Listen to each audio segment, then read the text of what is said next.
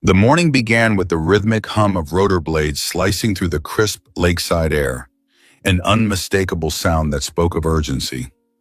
Above my private dock, a bright orange Coast Guard helicopter hovered, its shadow rippling across the glassy surface of Lake Serenity. Suddenly, it lurched left, climbing sharply into the sky as if startled. I stepped onto my porch, coffee in hand, squinting against the dawn. That's when I noticed it, a crude wooden sign nailed to the pylon of my dock, boldly screaming in red, "No Trespassing, HOA property." My jaw dropped. I hadn't placed it there, and certainly hadn't authorized anyone to touch my dock, a federally designated emergency landing zone for over a decade. I turned, and there she was, smirking, hammer in one hand, chamomile tea in the other. Patricia Conway, the self-anointed empress of the HOA. She mouthed, "You're welcome," as if she'd just saved the neighborhood from ruin. Little did she know, she had just committed a federal crime. "My name's Ethan Caldwell," I began, my voice steady. "I've lived here on this quiet stretch of Willow Lake, Ohio for years.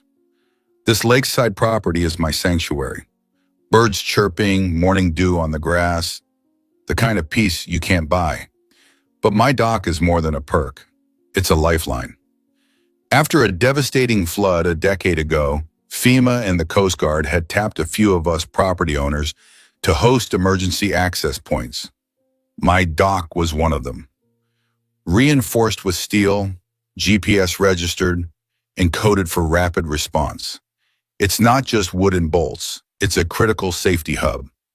Seeing Patricia's sign, complete with the HOA logo, and her signature scrawled in Sharpie, sent my blood pressure soaring.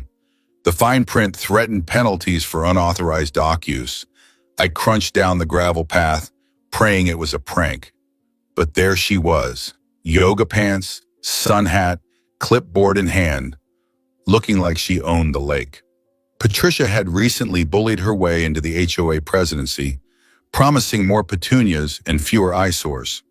Since then, she'd been on a crusade, banning oversized birdhouses, declaring a neighbor's vintage mailbox a visual hazard. Now she'd set her sights on my dock. "I did what needed doing," she chirped, dripping with condescension. "You can't just let anyone use community land." I kept my cool, barely. "Patricia, this is private property and a Coast Guard access point. You've just tampered with a federal system." She laughed, a high-pitched cackle. "Your little fishing pier, a government asset? What's next? Ethan, are you claiming it's Area 50 summit or?" I showed her the Coast Guard's laminated marker, now torn off, and a copy of my agreement with DHS. She scoffed. "Looks like a bad print job. Try a better font next time." But logic was useless. Patricia didn't care about truth, she wanted power. I retreated to my house and called Commander Rachel Holt at the Coast Guard's regional office. Her tone turned ice cold when I described the sign and the aborted helicopter landing. "We'll send a team this afternoon," she said. By 2 p.m., 2 officers arrived, crisp uniforms, clipboards, and radios in hand. Their faces were set like they'd seen too many HOA stunts. Patricia, lounging by the dock in a lawn chair, perky as ever, greeted them with a forced smile. "Officers, I'm glad you're here to support our safety efforts," she said. The lead officer, unfazed, pointed to the sign. "Ma'am, did you post this?" Patricia beamed. "Yes, I'm HOA president. This area isn't for public use." His voice was steel.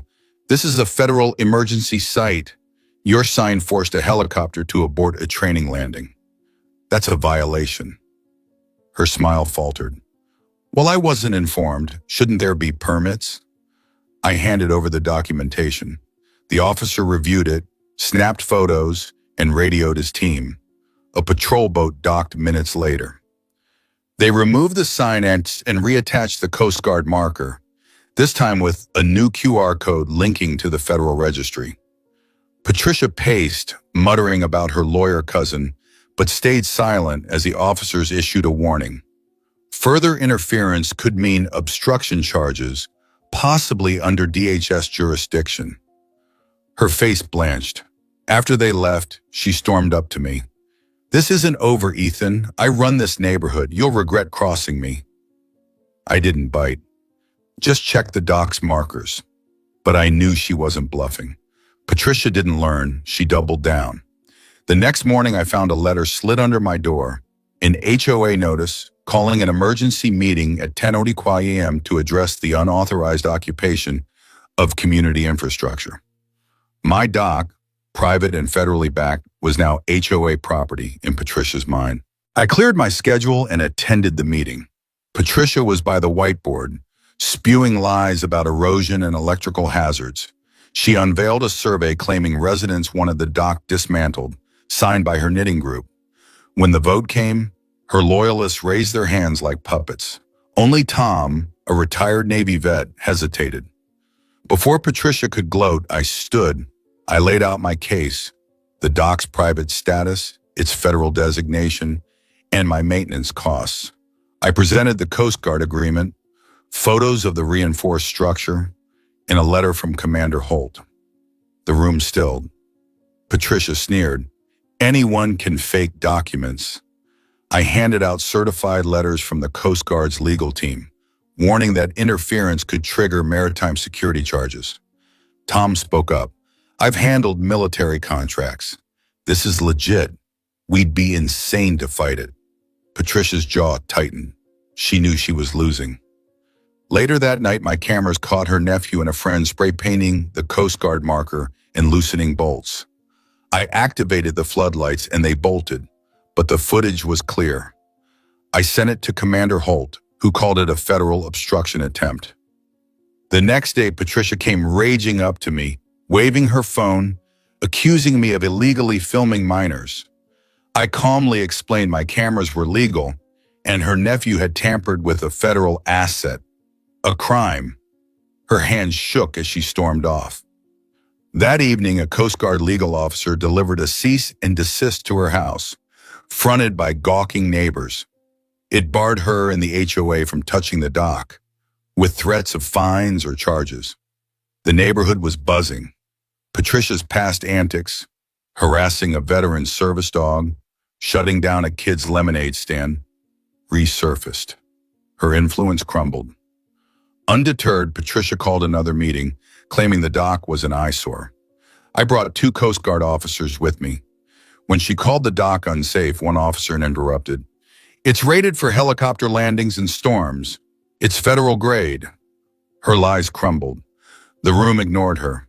Tom and 2 board members moved to oust Patricia, gathering signatures for a vote. Her desperate posts under fake accounts were exposed. Her credibility was shot. 3 days of eerie quiet followed. Then, a Saturday morning, smoke rose across the lake. A tourist boat had caught fire, trapping a family of 6. My dock was the only safe landing zone. I unlocked the gate, set the emergency beacon, and heard the helicopters hum. Then I saw it. Patricia's HOA safety picnic blocking the dock's access path. Tents, banners, music. The works. She waved cheerily. "Just a community event. Land your boat elsewhere." I radioed the Coast Guard, reporting the obstruction. Minutes later, officers arrived, dismantling her setup. Patricia shrieked as they cut her balloons. "This is my property," she screamed. An officer snapped back. "You're blocking an emergency response. Move or you're detained." She froze, speechless. The helicopter landed and the boat was towed. The family survived, shaken but safe. Later that evening, a DHS official served Patricia a citation for obstructing an emergency operation.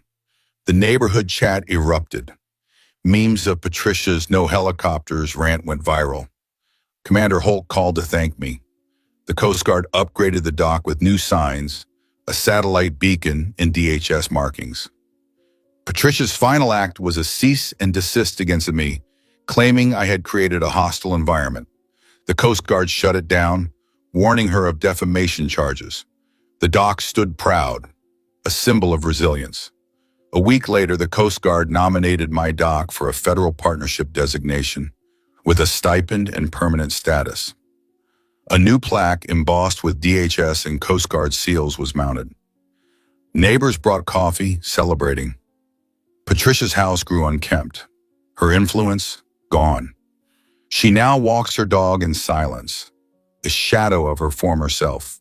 The dock endures, a testament to truth over ego. Let her scheme. The community's awake. And I've got cameras, the Coast Guard, in a neighborhood that finally said enough.